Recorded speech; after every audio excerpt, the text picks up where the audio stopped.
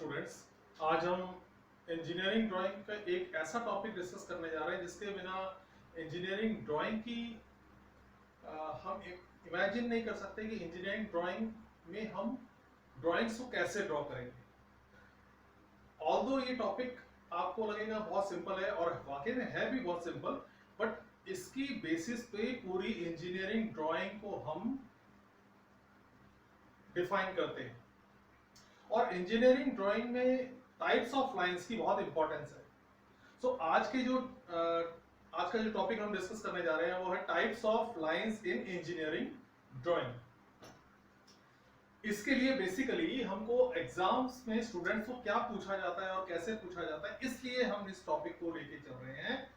आप यहां देखेंगे मैंने कुछ पार्शियल ड्राइंग्स बनाई हुई है। Basically there are 11 types of lines. तो A B C D E F G H I J K इस तरह से नेमिंग करेंगे उसकी।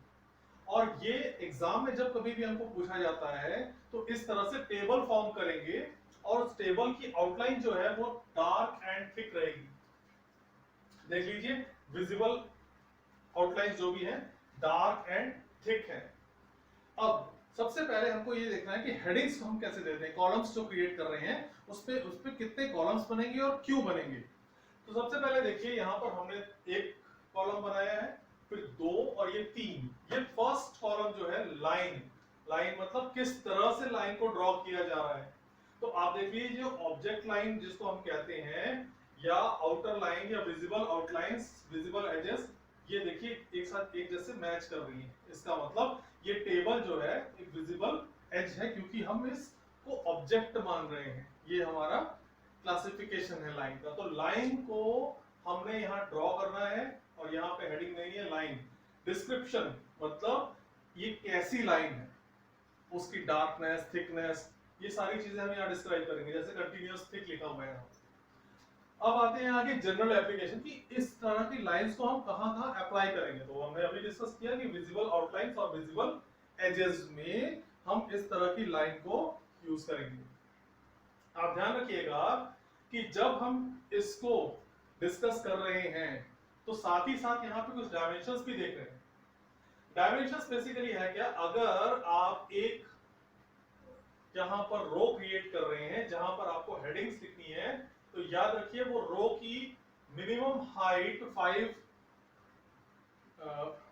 तो याद रखिए इस रो की मिनिमम हाइट 9 mm होनी चाहिए। 9 mm होगी, ऐसा क्यों? बिकॉज आप ये जो गाइडलाइंस ड्रॉ कर रहे हैं ये बहुत लाइट लाइंस है। गाइडलाइंस जो हमने ड्रॉ की हुई है, ये देखिए, ये गाइडलाइंस बहुत लाइट लाइंस हैं। तो ये लाइंस हमने इसलिए ड्रॉ की है क्योंकि यहां पर हमको राइटिंग वर्क करना है और फॉन्ट साइज 3 mm होना चाहिए।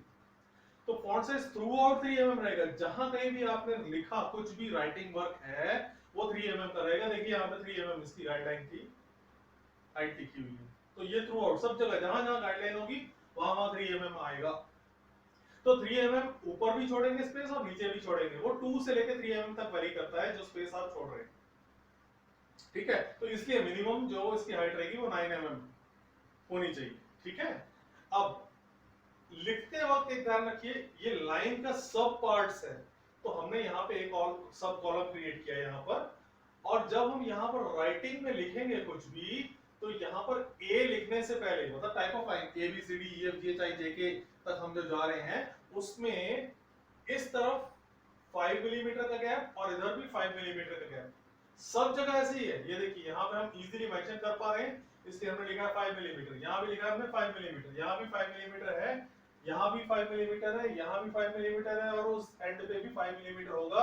अगर आप लिखते लिखते वहां तक पहुंच जाते हैं तो 5 मिलीमीटर पहले आपको रुक जाना है। इसलिए क्योंकि वो एक यूनिफॉर्मिटी रहेगी।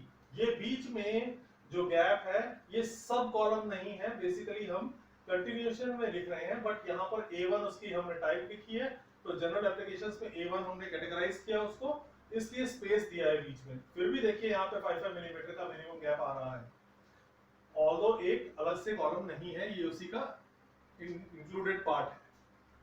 और इसमें क्या क्या होता है, 5 मिलीमीटर ये डिफरेंसेस देखें। अब मिनिमम कॉलम जो होगा वो 15 मिलीमीटर का होगा, तभी तो 5 मिलीमीटर छोड़ेंगे तो बीच में 5 मिलीमीटर बचेगा और आप कुछ लिख पाएंगे उसमें। सिमिलरली ये 3 mm थ्रू आउट है, देख लीजिए यहां से यहां तक आगे तक। लाइंस को नीचे फिर यहाँ पे बी लिखेंगे, बी लिखने के बाद यहाँ पर कौन सी लाइन आने वाली है उसको लिखा जाएगा, यहाँ डिस्क्रिप्शन होगा, अगेन वही वो रिपीट होगा, 5 मिलीमीटर मिनिमम होगा। अब डिपेंड करता है कि सब पार्ट कितने बन रहे हैं। मान लीजिए सब पार्ट 1 2 3 4 5 बनने वाला है, B1 B2 B3 B4 बनने वाला है, लेट अस सपोज। तो आप पहले 3 mm करके उनकी लाइंस को लिखते जाएंगे। जहां अगर मैटर कंप्लीट नहीं हो रहा है उस रिलेटेड कैटेगरी से, तो आप नेक्स्ट 3 mm की लाइन ड्रॉ करेंगे और लिखेंगे, फिर नेक्स्ट 3 mm की लिखेंगे। तो कंटिन्यूअसली तब तक चलता रहेगा जब तक यहाँ पे कैटेगरीज कंप्लीट नहीं हो जाती हैं, सब कैटेगरीज। तो इस टेबल को आप जब अच्छे से ड्रॉ करेंगे तो आप ये प्रूव कर सकते हैं कि आपको इसके बारे में पूरी नॉलेज है, और टाइप्स ऑफ लाइंस कैसी होती हैं वो आपको जो यहाँ पर टेबल शो किया हुआ है उस टेबल में आपको टाइप्स ऑफ लाइंस पूरी तरह दिख रही हैं। तो आपको इनको फॉलो करते हुए टेबल को कंप्लीट करना होता है। तो आई होप कि इसमें तो कोई डाउट होना नहीं चाहिए, और रिलेटेड कोई